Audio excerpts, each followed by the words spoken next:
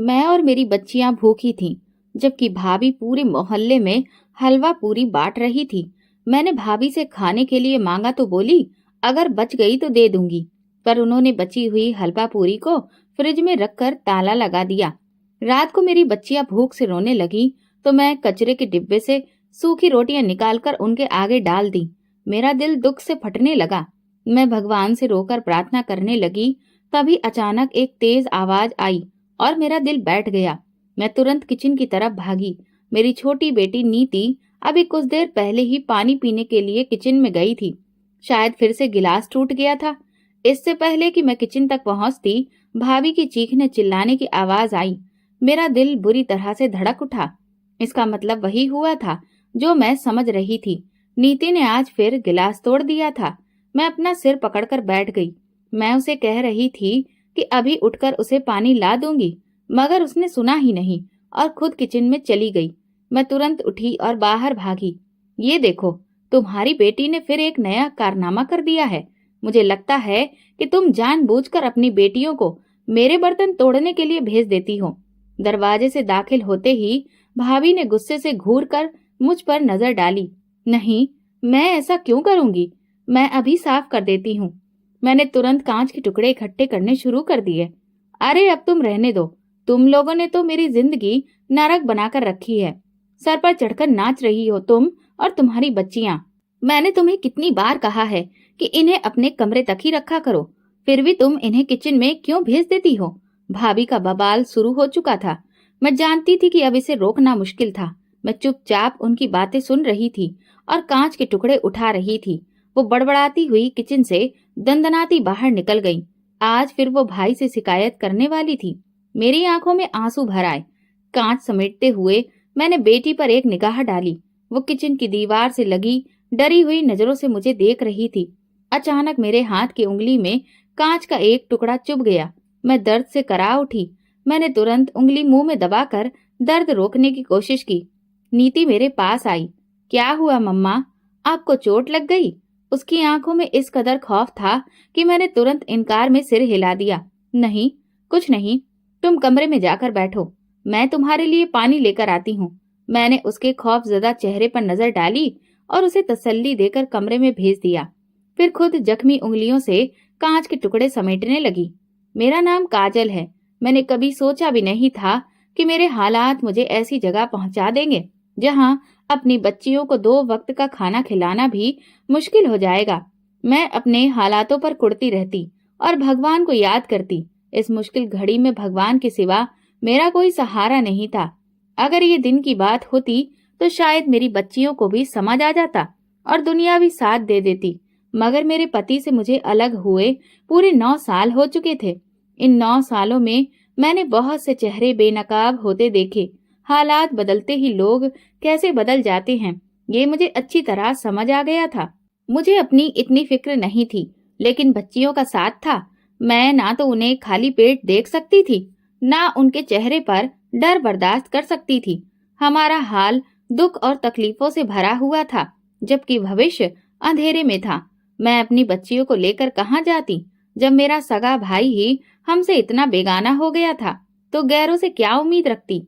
मैं अपने भाई की लापरवाही और बेरुखी पर हैरान थी। मुझे बिल्कुल उम्मीद नहीं थी कि बचपन में लाड़ प्यार से पलने वाला भाई कभी इतना बेगाना भी हो सकता है। मेरे पिता एक सरकारी कर्मचारी थे। हम 2 भाई बहन थे। मेरी माँ भी इज्जतदार घराने से थी। माँ बाप के बीच अच्छी समझदारी थी, इसलिए हमें कभी कोई परेशानी नहीं हुई। उन्होंने हमारी परवरिश बहुत अच्छे से की, कभी किसी चीज की कमी नहीं होने दी, ना ही किसी मानसिक तकलीफ का सामना करना पड़ा। मैं बचपन से ही बड़ी समझदार और तमीजदार बच्ची थी, जबकि भाई पढ़ाई को लेकर बहुत गंभीर था। हम दोनों पढ़ाकू किस्म के बच्चे थे और ज्यादातर वक्त अपनी किताबों में खोए रहते थे। मेरे पिता को भी किताबें पढ़ने का बहुत शौक था। जब भी दफ्तर से वापस आते तो लाइब्रेरी से किताबें ले आते। हम भी दिलचस्पी से पढ़ते और कभी-कभी एक ही रात में पूरी किताब खत्म कर देते। फिर पिताजी के साथ उस किताब पर चर्चा करने के लिए उत्साहित रहते। मुझे ऐसी बातचीत सुनने में बहुत मजा आता था। पिताजी भी हमारी अकल और होशियारी पर हैरान रह जाते, जबकि माँ चुपचाप हमारी बातें सुना करती थी। वैसे तो माँ भी पढ़ी लिखी थी, लेकिन उन्होंने ज्यादातर वक्त घर के कामों में बिताना पसंद किया। उन्हें सफाई बहुत पसंद थी। घर का हर कोना चमकता रहता। हमारा घर बहुत खुशहाल था। मैंने कभी अपने माता पिता को झगड़ते या बहस करते नहीं देखा। माँ हर बात बिना बहस किए मान लिया करती थी। क्योंकि पिताजी सरकारी नौकरी में थे, उनका तबादला अक्सर हो जाता था। वजह ये थी कि वो रिश्वत और सिफारिश को पसंद नहीं करते थे। जब भी किसी बड़ी फाइल को आगे बढ़ाने की सिफारिश आती तो वो साफ मना कर देते, जब इसका नंबर आएगा तभी ये फाइल आगे जाएगी। इससे नाराज होकर अधिकारी उनका तबादला करवा देते और अगले कर्मचारी से वही काम आसानी से करवा लेते। पिताजी कहते थे, मुझे ट्रांसफर करवाना मंजूर है, लेकिन नरक में जाना नहीं। मैं कोई ऐसा गलत काम नहीं करूंगा जिससे मुझे अपने वजूद से नजर मिलाने में शर्म आए। मैं पिताजी की इन बातों से हमेशा सहमत रहती थी, लेकिन मेरा भाई इससे तंग आ चुका था। आप ऐसा क्यों करते हैं? आप अपने आप को बेवजह मुश्किल में डालते हैं। सिफारिश करने वालों का काम तो आगे आने वाला कोई भी कर देता है। पिताजी उसे समझाने के लिए लंबी बहस करते, लेकिन भाई खामोश हो जाता। पता नहीं उसकी समझ में आता भी था या नहीं, लेकिन वो विरोध नहीं करता। वक्त गुजरने का पता ही नहीं चला, न हालात बदलने का। पिताजी ने धूमधाम से भाई की शादी एक इज्जतदार घराने में कर दी। उन्होंने अपने ही सहकर्मी की बेटी से भाई का रिश्ता तय किया था। पिताजी की उनके साथ बहुत गहरी दोस्ती थी और इसलिए वो इस दोस्ती को रिश्तेदारी में बदलना चाहते थे। पिताजी के दोस्त भी उनकी ही तरह ईमानदार और नेक दिल इंसान थे। भाई इस शादी से बहुत खुश था। भाई की पत्नी बहुत खूबसूरत और मिलनसार लड़की थी। उसने घर में आते ही सबको अपना बना लिया था। उसका बोलने का तरीका इतना अच्छा था कि मम्मी पापा घंटों उसकी बातें सुनकर खुश होते। वो मम्मी पापा के सामने भी खूब हंसी मजाक करती थी। भाई की पत्नी के आने से घर में मेरी अहमियत कुछ कम हो गई थी। हालांकि मैं इस घर की बेटी थी, मगर घर में सारी प्रमुखता भाभी को ही मिलने वाली थी। शायद मुझे ही ऐसा महसूस होता था, जबकि हकीकत शायद ऐसी नहीं थी। भाई भी अपनी पत्नी के आगे पीछे ही घूमते रहते। भाभी ने कुछ ही दिनों में भाई को अपना दीवाना बना लिया था। शादी के कुछ समय बाद भाभी भाई की पसंदीदा पत्नी ही नहीं, बल्कि उसकी मोहब्बत में भी बदल चुकी थी। भाई अक्सर उसे बाहर खाना खिलाने ले जाते। वो मम्मी पापा के सामने भी बिना किसी झिझक के भाई से बातें करती रहती। माना कि वो भाई की पत्नी थी, लेकिन फिर भी उसे अपने खुले अंदाज में कुछ तो संकोच महसूस होना चाहिए था। मुझे उसकी कुछ बातों और हरकतों पर ऐतराज था, लेकिन मैं उसे रोकने या कुछ कहने वाली कौन होती थी। मैं उसे नजरअंदाज करके अपनी पढ़ाई पर ध्यान देने की कोशिश करती। भाई की शादी के बाद मम्मी पापा ने मेरी शादी की बात भी शुरू कर दी। अनुराग पापा के ही दूर के रिश्तेदार की बहन का बेटा था। वो हाल में ही पुलिस विभाग में भर्ती हुआ था। अनुराग एक पढ़ा लिखा और अच्छे व्यक्तित्व वाला नौजवान था। उसकी माँ खुशी खुशी मेरे लिए अपने बेटे का रिश्ता लेकर आई थी, तो पापा भी हैरान रह गए। वो ना जाने कितने सालों बाद हमारे घर आई थी। इस रिश्ते में कोई बुराई नहीं थी। अनुराग पढ़ा लिखा अच्छा इंसान था, अपनी माँ का इकलौता बेटा था और उसकी नौकरी भी अच्छी थी, जिसमें तरक्की की संभावनाएं थीं। ऐसे में मम्मी पापा इस रिश्ते से इनकार क्यों करते? माँ ने मेरी पसंद पूछी तो मेरी पसंद हमेशा मेरे माता पिता की पसंद से ही जुड़ी रही थी। मैं ऐसी लड़की नहीं थी जो अपनी मर्जी से कोई इश्क चलाती। मैंने माँ को साफ कह दिया कि जैसा वो चाहे वो मेरी जिंदगी का फैसला कर सकती है। माँ ने मेरा जवाब सुना तो मेरी नजर उतारने लगी और अगले महीने ही शादी की तारीख तय कर दी। मैं बड़े दुखी दिल से शादी की तैयारियों में व्यस्त थी। माँ बाप का घर छोड़कर जाने का दुख बहुत ज्यादा था। मैं जानती थी कि हर लड़की को एक दिन विदा होना पड़ता है, मगर फिर भी मेरा दिल बेचैन था। मैंने इस घर में कई साल गुजारे थे। अब एक पल में वो सब कैसे भूल जाती? जैसे जैसे शादी का दिन करीब आ रहा था, मेरा दिल उदास होता जा रहा था। भाभी को हंसते मुस्कुराते घर में इधर उधर घूमते देख मैं हैरान होती। उन्होंने बहुत जल्दी घर के माहौल और घर वालों को अपना बना लिया था, जबकि मुझे नहीं लगता था कि मैं इतनी जल्दी अपने अपनों को भूलकर नए घर को अपना पाऊंगी। माँ जब भी मेरे पास बैठती तो मेरी उदास शक्ल देखकर मुझे समझाने लगती। मैं चुपचाप माँ का चेहरा देखती। न जाने शादी के बाद ये चेहरा कितने समय बाद देख पाऊंगी, इसका कोई अंदाजा नहीं था। शादी के बाद मुझे दूसरे शहर जाना था। जो हमारे शहर से काफी दूर था। जाहिर सी बात थी कि रोज रोज आना जाना मुमकिन नहीं था। न जाने कितने महीनों बाद मम्मी पापा से मिलने की इजाजत मिलती। ये सब सोचकर मैं बहुत उदास हो जाती। मैं अक्सर माँ की गोद में सिर रखकर रो पड़ती तो माँ मुझे तसल्ली देती, चुप कर पगली, इतना परेशान होने की जरूरत नहीं है। हमारा आशीर्वाद तेरे साथ है। भगवान तुझे हमेशा खुश रखे। बेटियां दूर हों या पास, बस सुखी रहें। माँ की दुआएं सुनकर मुझे सुकून मिलता। शादी के 3 दिन बाद ही मेरे ससुर का अचानक देहांत हो गया। वो बिल्कुल स्वस्थ थे, लेकिन भगवान की मर्जी से उनका बुलावा आ गया था। उनका वक्त पूरा हो चुका था, इसलिए वे इस दुनिया से चले गए। मगर मेरी सास इस सच को स्वीकार नहीं कर पा रही थी। ये खबर उनके लिए बहुत अचानक थी। वैसे तो उन्हें पता होना चाहिए था कि ये भगवान की मर्जी से हुआ है, लेकिन उन्होंने मुझ पर इल्जाम लगा दिया कि बहू के कदम मनहूस हैं, जो आते ही मेरे पति को खा बैठी। मैं अपनी सास की ये बात सुनकर हैरान रह गई। मैं एक पढ़ी लिखी और समझदार लड़की थी। मैं इस तरह की अंधविश्वास भरी बातों पर कभी यकीन नहीं करती थी। ना ही मेरे माता पिता ऐसे थे कि वो ऐसी बात सोचते या हमारे सामने दोहराते। इसलिए मेरे लिए ये बात बहुत चौंकाने वाली थी। साथ ही मुझे अफसोस भी हो रहा था कि मेरी सास ने मेरे कदमों को मनहूस बना दिया था। मैं अपने पति से शिकायत करने पहुंची तो उन्होंने उल्टा मुझे ही समझाने लगे। तुम जानती हो कि माँ इस वक्त किस कदर गहरे सदमे में है। पिताजी की अचानक मौत को हम एक्सेप्ट नहीं कर पा रहे हैं। ना ही उनकी इतनी उम्र थी और ना ही उन्हें कोई गंभीर बीमारी थी। ऐसे में हमें इस सदमे से बाहर आने में कुछ वक्त लगेगा। अगर तुम माँ की कड़वी बातें बर्दाश्त कर लोगी तो फिर उसमें क्या बुराई है।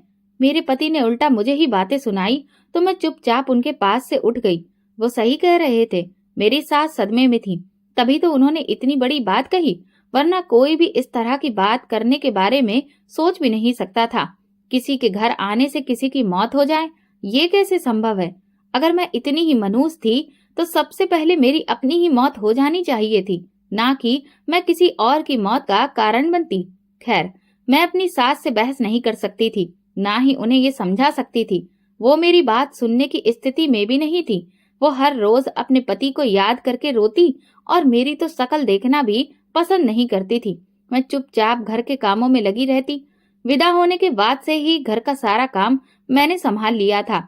अभी मेरी शादी को पहला हफ्ता ही हुआ था और मैं घर के कामों में व्यस्त थी। मेरी सास अपने पति की मौत का सदमा लिए सारा दिन कमरे में पड़ी रहती और मैं घर के काम निपटाती। मुझे घर के काम काज करने नहीं आते थे, क्योंकि ज्यादातर काम मेरी माँ ही करती थी और भाभी के आने के बाद भाभी ने संभाल लिया था। मैं सिर्फ अपनी माँ के साथ कामों में हाथ बटाया करती थी। मुझे थोड़ा बहुत ही काम करना आता था, क्योंकि मैं ज्यादातर अपनी पढ़ाई में व्यस्त रहती थी और जब भी फुर्सत मिलती तो बस उपन्यास पढ़ती थी। माँ ने काम को लेकर कभी मुझ पर ज्यादा जोर नहीं दिया। उनका कहना था कि जब सिर पर जिम्मेदारी आएगी तो खुद ब खुद सब आ जाएगा। माँ की बात बिल्कुल सही थी। मैं कुछ ही समय में घर के कामों में माहिर हो गई थी। शुरुआत में मेरे पति को मेरे हाथ का खाना पसंद नहीं आता था और मेरी सास भी खाने में कमियां निकालती थी, लेकिन धीरे धीरे मैंने सब सीख लिया। मैं अक्सर फोन पर माँ से भी राय लेती थी। माँ के हाथ का खाना बहुत लजीज होता था और पूरे परिवार में उनके पकवान मशहूर थे। माँ मेरी बहुत मदद करती थी। शादी के बाद सही मायने में मेरी मुश्किलें शुरू हुई थी और मैं इन मुश्किलों से पार पाने की पूरी कोशिश करने में लगी थी। मेरे पति मुझसे खिंचे खिंचे रहते थे। मेरी सास मेरे खिलाफ उनके कान भरती रहती थी। मैंने कई बार अपनी सास के मुंह से अपनी बुराई सुनी थी, लेकिन मैंने उनकी परवाह करना छोड़ दिया था। मैं अपनी तरफ से उनकी इज्जत और सेवा करती, मगर उनसे कोई उम्मीद नहीं रखती थी। मुझे ऐसा लगता था कि मेरी सास मुझसे कभी भी सच्चे दिल से नहीं जुड़ पाएगी, क्योंकि उन्होंने मुझ पर इतना बड़ा इल्जाम लगाया था। उसके बाद उनसे किसी अच्छाई की उम्मीद नहीं रखी जा सकती थी।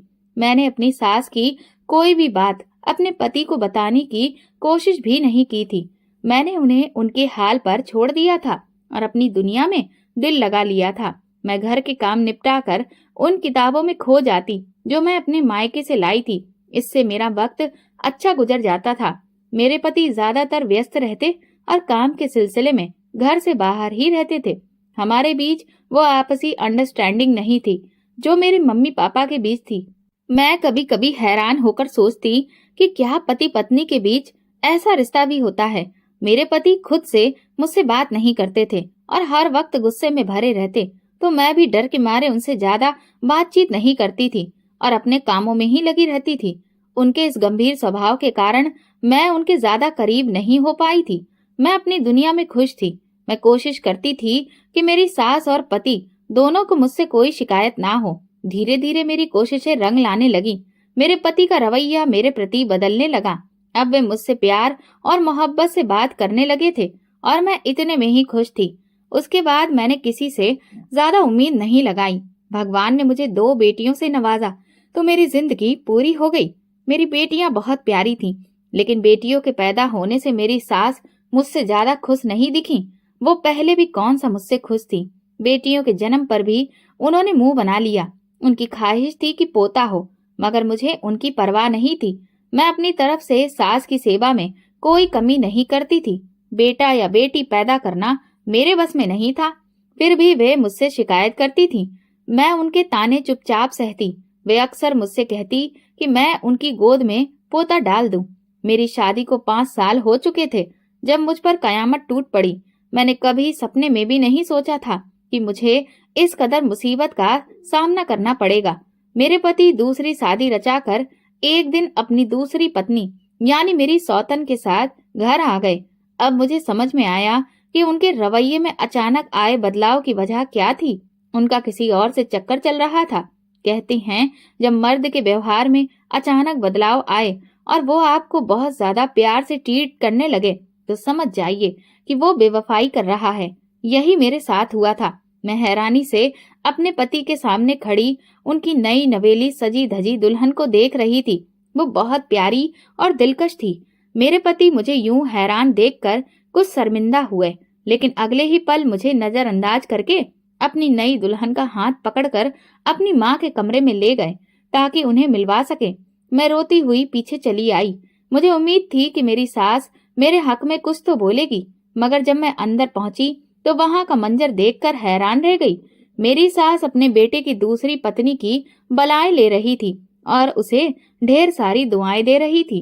दरअसल अनुराग मुझसे पहले ही किसी और से शादी करना चाहता था, लेकिन मेरी सास ने जबरदस्ती उसकी शादी मेरे साथ कर दी थी। वो अनुराग के कॉलेज की मोहब्बत थी। ये सारी दास्तान मेरी सास मुझे खुशी खुशी सुना रही थी। मैं चुपचाप कमरे में चली आई। कमरे में आकर मेरे सब्र का बांध टूट गया। मैंने उन लोगों की कितनी सेवा की और उसका सिला मुझे इस तरह मिला कि मुझ पर सौतन को लाकर बैठा दिया गया। अगर मेरी सास के अंदर थोड़ी सी भी शर्म या गैरत होती तो वे कम से कम इस मौके पर मेरा साथ देती, लेकिन वे तो मुझे ब्याह कर लाने के पहले दिन से ही मेरी दुश्मन बनी हुई थी। मुझे समझ नहीं आता था कि भगवान जाने उन्हें मुझसे क्या दुश्मनी थी। अगर उनका बेटा खुश नहीं था और वो कहीं और शादी करना चाहता था तो पहले ही उस लड़की से शादी करने देती। मेरी जिंदगी बर्बाद करने की क्या जरूरत थी। मैंने अपने मम्मी पापा को अभी तक अपनी सास और पति के रवैये के बारे में कुछ नहीं बताया था, लेकिन अब ये सब हद से बाहर हो चुका था। उन लोगों ने मेरे सब्र और खामोशी का नाजायज फायदा उठाया था। शायद उन्होंने ये सोच लिया था कि जो भी जुल्म करेंगे मैं चुपचाप बर्दाश्त कर लूंगी, और सच में अब तक मैं बर्दाश्त कर भी रही थी। लेकिन अब ये सब मेरे सब्र से बाहर था। आखिर मैं 2 बच्चियों की माँ थी और मेरा पति तो मुझे पहले से ही नजरअंदाज करता था। मुझे कोई वैल्यू नहीं देता था। अब तो दूसरी पत्नी के आने से मेरी हैसियत बिल्कुल खत्म हो गई थी। अगर मुझे बिना पति के ही रहना था तो फिर मैं यहाँ क्यों रहती। मैं अपनी जिंदगी अपनी मर्जी और खुशी से भी तो गुजार सकती थी। ये सोचते हुए मैंने अपने पिता को फोन कर दिया। वे मुझे तुरंत लेने चले आए। वे यहाँ की हालत जानकर हैरान थे। उन्हें यकीन नहीं आ रहा था कि मैं इतने समय तक सब कुछ झेलती रही। मैंने अपने पिता को एक एक बात बता दी। मेरे पिता ने मेरे पति से शिकायत की तो वो उल्टा मेरे पिता पर गुस्सा करने लगा। दोनों माँ बेटे ने मिलकर मुझ में हजारों बुराइयां निकाल दी। वो कहने लगे, इसे तो अकल ही नहीं है, ये तो घर में किसी को बुलाना पसंद ही नहीं करती, ना ही मेरी माँ से कोई बातचीत करती है, बस घर के काम निपटाकर किताबों में खो जाती है। घर में रहने का ये कोई तरीका नहीं होता। ये घर है, कोई स्कूल नहीं। मैं तो हैरान थी। अगर उसे मेरे किताबें पढ़ने या खामोश रहने से ऐतराज था तो पहले ही बता देता। मैं उसकी माँ के साथ बैठकर खूब बातें करती, मगर उसने कभी भी मुझसे शिकायत नहीं की और ना ही कभी मेरे व्यवहार पर मुझे टोका। लेकिन उसके दिल में हजारों शिकवे मौजूद थे, जो मैं आसानी से समझ सकती थी कि मेरी सास ने उसके दिल में डाले थे। मेरी सास ने भी मुझमें हजारों कमियां निकाल कर मेरे पिता को सुनाई। वो कहने लगी, देखिए भाई साहब, मैं तो बहुत प्यार और अरमान से आपकी बेटी को बहू बनाकर लाई थी कि जल्द ही सबका दिल जीत लेगी, लेकिन ये तो अपने पति को भी अपना नहीं बना सकी, ना ही मेरा दिल जीत सकी। मैं तो इसकी माँ के गुणों पर फिदा थी और सोचती थी कि बेटी भी अपनी माँ पर गई होगी, लेकिन इसने तो अपनी माँ की एक भी खूबी नहीं पाई। मेरे पिता ये सुनकर हैरान थे। वो जानते थे कि मुझ में ये सब बुराइयां नहीं थी। आखिर मेरी जिंदगी के इतने साल उनके साथ ही गुजरे थे। मेरे पिता ने फैसला मेरे सिर पर छोड़ दिया कि अगर मैं चलना चाहूँ तो उनके साथ चल सकती हूँ। मैं गुस्से में भरी हुई थी, लिहाजा अपना और बच्चियों का सामान पैक करके पिता के साथ चली गई। मेरी सास और पति ने भी मुझे रोकने की कोशिश नहीं की, बल्कि वे तो बहुत खुश थे कि अब मैदान खुद ही साफ हो गया। लेकिन अपने पिता के घर आकर मैंने जिंदगी की बहुत बड़ी गलती कर दी थी। इस बात का एहसास मुझे वहां पहुंचकर हुआ। मेरे घर पर भाभी का कब्जा था। भाभी का व्यवहार बिल्कुल बदल चुका था। वो पहले वाली खुशहाल भाभी जाने कहाँ गायब हो गई थी। ये भाभी तो हर वक्त माथे पर त्योरियां चढ़ाए, चेहरे पर गुस्सा लिए इधर उधर घूमती रहती थी। मम्मी पापा के घर में अब उनकी कोई हैसियत नहीं थी। सारा जोर भाभी का ही चलता था। उसने काम काज के लिए 2 नौकरानियां रखी हुई थी, जो उसका सारा काम करती थी, जबकि मम्मी पापा को कोई पूछता भी नहीं था। मम्मी अपना सारा काम खुद करती, खाना भी नौकरानी बनाती थी, जबकि मुझे पता था कि मम्मी पापा को नौकरानी के हाथ का बना खाना बिल्कुल पसंद नहीं था। लेकिन वे लोग मजबूर थे, क्योंकि अब घर में उनकी कोई वैल्यू नहीं थी। भाई तो शुरू से ही अपनी बीबी के आगे पीछे घूमता था और अब तो उसकी हालत देखने लायक थी। उसने मम्मी पापा की परवाह करना बिल्कुल छोड़ दिया था। वो सिर्फ अपनी पत्नी की सुनता और उसी की जुबान बोलता। मुझे यहाँ आए 2 हफ्ते हो चुके थे, लेकिन भाई एक बार भी मम्मी पापा के पास आकर नहीं बैठा। ना ही उसने मुझसे कोई बातचीत की, ना ही मेरा हाल पूछा, ना ही मेरे दुख को जानने की कोशिश की। वो अपनी पत्नी के साथ कमरे में घुसा रहता। मैं हैरान थी कि मम्मी पापा ने इस बेटे को इतने प्यार से पाला था और वो शादी के 1 साल में ही ऐसा बदल गया। एक मेरा पति था जो आज तक मेरा नहीं बना, और एक मेरा भाई था जो अपनी पत्नी के पीछे ही लगा रहता था। दुनिया में ऐसे मर्द भी मौजूद होते हैं, ये सोचकर मैं हैरान थी। मुझे अच्छी तरह एहसास हो गया था कि मुझे अपनी जगह नहीं छोड़नी चाहिए थी, बल्कि मुझे अपने पति के घर पर ही रहना चाहिए था। मैंने अपने पिता के घर आकर अपने बच्चों को भी उनके पिता के साए से अलग कर दिया था। वैसे तो मेरा पति अपनी बच्चियों पर कोई ध्यान नहीं देता था, मगर फिर भी घर में उसका साया तो मौजूद था, जबकि यहाँ आकर मेरी बच्चियां बिल्कुल बेसहारा होकर रह गई थी। मेरे भाई भाभी का व्यवहार भी उनके साथ अच्छा नहीं था। जब मम्मी पापा के होते हुए उनका ये हाल था, तो उनके ना रहने पर वे ना जाने मेरी बच्चियों के साथ क्या सुलूक करते। मुझे इस बात का अच्छी तरह से अंदाजा था। मैं चाहती थी कि मेरा पति आए और मुझे मना कर ले जाए, लेकिन कई महीने गुजर जाने के बावजूद उसकी तरफ से एक फोन तक नहीं आया। मेरे मम्मी पापा दोनों ही बीमार रहते थे। वे बूढ़े और कमजोर हो गए थे। ऐसे में मेरी परेशानी ने उन्हें और ज्यादा बूढ़ा कर दिया था। वे हमेशा परेशान रहते थे कि उनके बाद मेरा और मेरी बच्चियों का क्या होगा। अब उन्होंने सोचा कि बीच में रिश्तेदारों को डालकर सुलह करवाने की कोशिश की जाए। माँ ने मुझे इस बात पर राजी किया कि मैं वापस अपनी ससुराल चली जाऊं और जैसा भी हो अपनी सौतन के साथ गुजारा करूं, क्योंकि पुलिस में रिपोर्ट लिखाने का भी कोई फायदा नहीं था। इससे तो ये रिश्ता बिल्कुल खत्म हो जाता, बल्कि और ज्यादा बिगड़ जाता। मैं भी यही चाहती थी कि मेरा पति मुझे वापस ले जाए। मैं अपनी सौतन के साथ गुजारा करने के लिए तैयार थी। आखिर वो मेरे पति का घर था।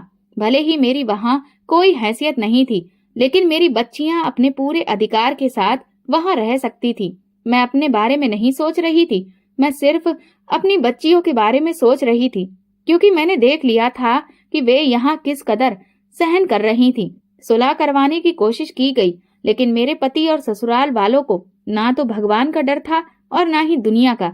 मेरे पति ने साफ साफ मुझे लेने से इनकार कर दिया। उसका कहना था कि वो मुझे वहां रखकर मुझ पर जुल्म नहीं करना चाहता। उसका मेरे साथ कोई भी दिल का रिश्ता नहीं है, इसलिए वो मुझे तलाक देकर आजाद कर देगा और मैं चाहूँ तो अपनी मर्जी से दूसरी शादी कर सकती हूँ। उसने ये भी कहा कि वो बच्चों को अपने पास रखने के लिए तैयार है, लेकिन मैंने इनकार कर दिया। तलाक शब्द ने मुझे इतना डरा दिया था कि मैं इसे सुनते ही कांप गई। मैंने अपने पिता को तुरंत मना कर दिया कि मुझे तलाक नहीं चाहिए। मैं जैसी भी हूँ अपनी जिंदगी गुजार लूंगी और कभी अपने पति को मजबूर नहीं करूंगी कि वो मुझे लेने आए। मगर मुझे तलाक नहीं चाहिए था। मैं अपने माथे पर तलाक का दाग नहीं लगाना चाहती थी। मैं बच्चियों से दूरी बर्दाश्त नहीं कर सकती थी और ना ही बच्चियां मेरे बिना रह सकती थी। मैं जानती थी कि अगर मैंने अपनी बच्चियों को उनके पिता के पास भेज दिया तो सौतेली माँ उनके साथ क्या व्यवहार करेगी। यहाँ भी मेरी बच्चियों के साथ अच्छा सुलूक नहीं होता था, मगर यहाँ मेरे माँ बाप का आसरा था और उनकी माँ भी मौजूद थी। मैं अपनी बच्चियों को हर मुसीबत से बचाना चाहती थी। मैं उनके लिए मेहनत कर सकती थी, इसलिए उन्हें उनके पिता के पास नहीं भेजा। मैंने अपने ससुराल वालों से सारी उम्मीदें खत्म कर दी और अपने माँ बाप के साथ अपनी बच्चियों को लेकर जिंदगी गुजारने लगी। अगर भाभी का बस चलता तो वो मुझे उसी वक्त घर से निकाल देती। वो तो ना जाने कैसे मेरे माँ बाप को ही बर्दाश्त कर रही थी, लेकिन वो मम्मी पापा और भाई के डर की वजह से चुप थी। पर उनके व्यवहार से साफ पता चलता था कि उन्हें हमारा यहाँ रहना पसंद नहीं था। मुझे भी उनकी ज्यादा परवाह नहीं थी। माँ बाप का साथ था और मुझे क्या चाहिए था। मैं पढ़ी लिखी थी, इसलिए नौकरी के लिए बाहर निकल गई और अपनी बच्चियों की परवरिश करने लगी। मुझे एक प्राइवेट स्कूल में नौकरी मिल गई। मैंने अपनी बच्चियों का उसी स्कूल में एडमिशन करवा दिया। सुबह सुबह ही मैं अपनी बच्चियों के साथ घर से निकल जाती और छुट्टी के वक्त उन्हें अपने साथ ले आती। माँ बाप की वजह से मुझे बहुत हौसला मिला। हालात सही राह पर चल पड़े थे। पति के घर में भी मेरी कौन सी हैसियत थी, इसलिए मुझे एडजस्ट होने में ज्यादा वक्त नहीं लगा। मेरी बच्चियां भी संभल गईं। मैं अपने बच्चों के साथ खुश रहने की कोशिश करती, लेकिन भाभी से हमारी और बच्चियों की हंसी बर्दाश्त नहीं होती। घर में जब भी हम बातचीत करते या हंसते तो वो दंदनाती हुई आती और या तो बिना वजह झगड़ा शुरू कर देती या फिर कोई चीज उठाकर पटक देती। उसकी अब तक कोई औलाद नहीं थी। शायद यही वजह थी कि वो मुझे और मेरी बच्चियों को बर्दाश्त नहीं कर पाती थी। अब अगर उसकी कोई औलाद नहीं हुई तो इसमें मेरी क्या गलती थी। ये तो भगवान की मर्जी थी। वो चाहती तो मेरी बच्चियों के साथ अच्छा व्यवहार कर सकती थी, अपनी ममता पूरी कर सकती थी, मगर वो मेरी बच्चियों को देखते ही नफरत से मुंह मोड़ लेती। मैं चुपचाप सब बर्दाश्त करती। आखिर जिंदगी गुजारने के लिए कुछ तो बर्दाश्त करना ही था। जब मैं अपने बच्चों के साथ थकी हारी घर लौटती तो माँ घर का सारा काम निपटाकर बैठी होती। मैं माँ को मना करती कि मैं खुद आकर काम कर लूंगी, लेकिन माँ का दिल नहीं मानता था। वो बच्चियों के कपड़े वगैरह तक धोकर रख देती थी, जबकि मेरे पिता बच्चियों की हर इच्छा पूरी करने की कोशिश करते और जो भी चीज उन्हें खाने की होती बाहर से ला देते। मेरी बड़ी बेटी 12 साल की हो गई थी, जबकि छोटी बेटी 10 साल की थी। अब मुझे अपने पति से अलग रहते हुए 9 साल गुजर चुके थे। इन 9 सालों में मैंने बहुत कुछ सहा और अच्छे बुरे हालात भी देखे थे, लेकिन ये सब सिर्फ माँ बाप की जिंदगी तक सीमित था। माँ बाप की मौत के बाद मैं बिल्कुल अकेली पड़ गई थी। भाई से तो वैसे ही कोई सहारा नहीं था, बस मैं उनके घर का इस्तेमाल कर रही थी। अब मैंने अपना खाना पकाना भी अलग कर लिया था। मैं नौकरी से जो कुछ भी कमा कर लाती उससे अपना और बच्चियों का खर्च चलाती, लेकिन भाभी को फिर भी मेरे यहाँ रहने से तकलीफ थी। उन्हें इस बात पर एतराज था कि मैं उनके घर में क्यों रह रही हूँ, हालांकि इस घर में मेरा भी हिस्सा था। मगर ये बात मैं भाभी से कभी कह नहीं पाई। वो हर वक्त मेरी बच्चियों के पीछे पड़ी रहती और उन्हें डांटती फटकारती रहती। उनके सामने मेरी बच्चियां सहमी रहती। मेरी कोशिश थी कि मैं अपना अलग घर ले लूं, लेकिन हालात ने कभी मेरा साथ नहीं दिया। मैं जिस प्राइवेट स्कूल में काम करती थी वो भी बंद हो चुका था। मैंने दूसरे स्कूल में नौकरी हासिल की, लेकिन वहाँ के हालात भी ज्यादा अच्छे नहीं थे। न तनख्वाह ज्यादा थी और कुछ समय बाद ये स्कूल भी बंद हो गया। मालिक को ज्यादा फायदा नहीं हो रहा था, इसलिए उन्होंने स्कूल बंद कर दिया। अब मैं बेरोजगार हो गई थी, जिससे मेरी हालत और ज्यादा बदतर हो गई। मैंने कई स्कूलों में अपना रिज्यूमे दिया, मगर अभी तक कहीं से भी कोई जवाब नहीं मिला। मेरी नौकरी छूटे 1 महीना हो गया था। पिछले महीने की तनख्वाह पूरी खर्च हो चुकी थी। अब मेरे पास इतने पैसे भी नहीं थे कि अपने घर में बच्चियों के खाने के लिए कुछ खरीद सकूं। मैंने भाई से कुछ पैसे उधार मांगे तो उसने साफ मना कर दिया। मेरे पास इतने पैसे नहीं हैं। मेरा तो अपना गुजारा मुश्किल से होता है। तुम देख ही रही हो कि महंगाई कितनी बढ़ गई है। ऐसे में मैं तुम्हें उधार कैसे दूं? भाई के जवाब पर मुझे ज्यादा हैरानी नहीं हुई। मुझे पहले से ही उससे कोई उम्मीद नहीं थी, इसलिए मैं चुपचाप बैठ गई। जब अपनों का ये हाल था तो किसी बाहर वाले से एहसान लेने के बारे में सोच भी नहीं सकती थी। आज सुबह से मेरी बच्चियां भूखी थीं। उन्होंने कुछ भी नहीं खाया था। भाभी ने पूरे मोहल्ले में पूजा की हलवा पूरी बांटी थी। उसकी खुशबू पूरे घर में फैल गई थी। मेरी बच्चियां भी मेरी तरह खामोश थीं, मगर इस खाने की खुशबू से बेचैन हो रही थीं। वे हलवा पूरी खाना चाहती थीं। मुझे उम्मीद थी कि भाभी जब मोहल्ले में हलवा पूरी बांट रही हैं, तो अपनी ननद और उनकी बच्चियों का भी ख्याल रखेंगी। लेकिन शाम तक भी भाभी की तरफ से हलवा पूरी नहीं आई, तो मैं खुद ही किचन में चली गई और ना चाहते हुए भी अपनी बच्चियों के लिए हलवा पूरी मांगने लगी। भाभी बोली, अभी मैं बांट रही हूँ, अगर बचेगी तो दे दूंगी। भाभी ने खुद से ये कहा तो मैं चुपचाप वापस लौट आई। भाभी की तरफ से हलवा पूरी आने की उम्मीद ही रही। उन्होंने एक प्लेट भी नहीं भेजी, बल्कि बची हुई हलवा पूरी फ्रिज में रखकर ताला लगा दिया।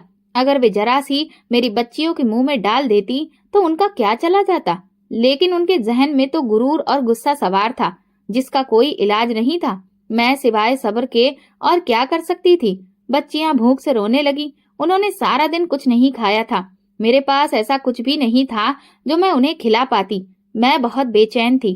बेचैनी से फिर से किचन में गई कि शायद कुछ खाने को मिल जाए। मैंने सारे बर्तन उलट पलट कर देख लिए, मगर वहां खाली बर्तनों के सिवा कुछ नहीं था। आखिर में मैंने कचरे के डिब्बे से कुछ सूखी रोटियां निकाली और बच्चियों के सामने रख दी। मेरी बच्चियां उन सूखी रोटियों पर टूट पड़ी और उनमें ही अपनी खुशी तलाशने लगी, जबकि मैं एक कोने में बैठकर आंसू बहाने लगी। मेरा दिल फटने लगा था। मुझे कुछ समझ में नहीं आ रहा था। मैं भगवान से शिकायत करने लगी कि उसने मुझे इस हालत में अकेला कैसे छोड़ दिया। मैं इस काबिल भी नहीं थी कि अपनी बच्चियों को 2 वक्त की रोटी खिला सकूं। मेरे साथ सभी लोगों ने गलत किया था। भाई भाभी ने भी मेरा साथ नहीं दिया। मैं भगवान के आगे फूट फूट कर रोने लगी। मेरे आंसू थमने का नाम नहीं ले रहे थे। आज मैं बहुत बेचैन थी। मेरी बच्चियां वे सूखी रोटियां खाकर सो चुकी थी। उनके मासूम चेहरों को देखकर मेरा दिल डूबने लगा। मैं सारी रात भगवान से प्रार्थना करती रही। सुबह अचानक दरवाजे पर दस्तक की आवाज सुनकर मैं चौंक गई। इतनी सुबह कौन आ गया? मैं हैरानी से दरवाजे की तरफ बढ़ी। भाई भाभी अभी सो रहे थे। मैंने आगे बढ़कर दरवाजा खोला तो सामने अपने पति को खड़े देखकर मैं हैरान रह गई। मैंने शॉक्ड नजरों से उसे देखा, जबकि वो शर्मसार सा खड़ा था। अंदर आने के लिए नहीं कहोगी? वो धीरे से बोला। मैं चुपचाप एक तरफ हो गई। वो धीमे कदमों से अंदर आया और आंगन में पड़ी चारपाई पर बैठ गया। उसके हाथ में बड़े बड़े बैग थे जो काफी चीजों से भरे हुए थे। मेरी बच्चियां कहाँ हैं? उसने शॉपिंग बैग जमीन पर रखते हुए इधर उधर देखा। वो अंदर सो रही हैं। मैं बहुत हैरान थी। मुझे बिल्कुल भी अंदाजा नहीं था कि वो अचानक यहाँ आ सकता है। हम दोनों एक दूसरे के सामने चुपचाप कितनी देर बैठे रहे। मेरे पास ना तो माफी मांगने की हिम्मत है, ना ही शब्द। मैं इस काबिल नहीं कि मुझे माफ किया जा सके। मैंने तुम्हारे और अपने बच्चों के साथ बहुत गलत किया। काश मुझे उस वक्त इतनी अकल होती, मगर तब मैं जवानी के नशे में डूबा था। मैं अपने कॉलेज की साथी नंदिनी को पसंद करने लगा था और उसके इश्क में पागल था। लेकिन माँ चाहती थी कि मैं अपने परिवार की लड़की से शादी करूं। मैंने उन्हें नंदिनी से मिलवाया, लेकिन वे उसे कोई खास पसंद नहीं आई और उन्होंने जबरदस्ती मेरा रिश्ता तुमसे तय कर दिया। मैं शादी के लिए तैयार नहीं था, लेकिन माँ का इकलौता बेटा होने के नाते दब गया और मुझे माँ की बात माननी पड़ी। अगर मैं अपनी मर्जी से शादी कर लेता तो मेरी माँ पर क्या गुजरती? वो अपने अरमान किस तरह पूरे करती? बस यही सोचकर मैंने तुमसे शादी के लिए हामी भर दी। माँ तुम्हें बड़े अरमानों से विदा कर लाई थी, मगर मेरा दिल तुम्हारी तरफ से उखड़ा हुआ था। मैंने माँ को साफ बता दिया था, लेकिन माँ का कहना था कि शादी के बंधन में बड़ी ताकत होती है, तुम्हारा दिल खुद ब खुद उसकी तरफ मुड़ जाएगा। लेकिन तुम्हारे आने के बाद मैंने देखा कि तुम तो खुद मुझसे दूर होती गई। तुम खुद मेरे करीब आने की कोशिश नहीं करती थी। पिता की मौत के बाद माँ के दिल में ये बात बैठ गई कि तुम्हारे कदम इस घर के लिए मनहूस हैं। मैंने माँ की इस भावना को और ज्यादा फायदा उठाते हुए उन्हें और तुम्हारे खिलाफ मैं भड़काता रहा। मैं माँ को तुम्हारी शिकायतें करता कि तुम मेरा बिल्कुल भी ध्यान नहीं रखती हो और उनका दिल तुम्हारी तरफ से मैला करता रहा। मैंने माँ को यहाँ तक कह दिया कि तुम किसी और को चाहती थी और तुम्हारे माँ बाप ने जबरदस्ती तुम्हारी शादी मुझसे कर दी। माँ ने भी तुम्हारे व्यवहार को नोटिस किया और इसी वजह से उन्होंने मुझे अपनी मर्जी से शादी करने की इजाजत दे दी। मैंने नंदिनी से शादी कर ली और मुझे लगा कि मैंने अपनी मोहब्बत को पा लिया। मैं बहुत खुश था, लेकिन कहीं न कहीं मेरे दिल में एक बेचैनी भी थी कि मैंने तुम्हारे साथ बहुत गलत किया। इसलिए मैं चाहता था कि तुम्हें आजाद कर दूं ताकि तुम अपनी मर्जी से जिंदगी गुजार सको। मैं बच्चियों को अपने पास रखना चाहता था, लेकिन मुझे अंदाजा था कि मैं उनका वैसा ख्याल नहीं रख पाऊंगा जैसा तुम रख सकोगी। मैं उन्हें सौतेली माँ के रहमो करम पर नहीं छोड़ सकता था। माँ की बात बिल्कुल सही निकली थी। नंदिनी इस तरह से घर को नहीं संभाल पाई जैसे तुमने संभाला था। उसको बस घूमने फिरने और सजने संवरने का शौक था। उसने घर की हालत बहुत बुरी कर दी थी। माँ मुझसे लफ्जों में शिकायतें करने लगी, मगर मैं नंदिनी को क्या कहता? वो तो मेरी ही मोहब्बत थी। मैं उसकी हर बात मान लिया करता था। भगवान ने मुझे 2 बेटे दिए और मैं अपनी पहली बच्चियों को भूलता गया। लेकिन बेटों के आने के बाद मेरे और नंदिनी के झगड़े शुरू हो गए। वो जिम्मेदारियों से घबरा गई थी। उसका कहना था कि उसे इतना काम नहीं होता। माँ बीमार थी और जब मैंने उन्हें घर के कामों में लगा देखा तो मैं नंदिनी से झगड़ने लगा। माँ के देहांत पर मैं बहुत दुखी था। अभी मैं माँ के जाने के सदमे से संभल भी नहीं पाया था कि मेरी पत्नी और दोनों बेटे स्कूल से आते हुए गाड़ी की टक्कर लगने से हादसे का शिकार हो गए। मेरी पत्नी ने मौके पर ही दम तोड़ दिया। वो बेटों को बचाते हुए खुद गाड़ी की चपेट में आ गई। मेरे बेटों को मामूली चोट आई, लेकिन वे अपनी माँ के बिना बिल्कुल टूट गए। मुझे अच्छी तरह एहसास हो गया कि माँ बाप के बिना बच्चों को पालना कितना मुश्किल होता है। माँ और बाप दोनों ही बच्चों के लिए जरूरी होते हैं। जब मुझे ये एहसास हुआ कि तुमने किस तरह मेरी बच्चियों को अकेले संभाला तो मेरा दिल पिघल गया।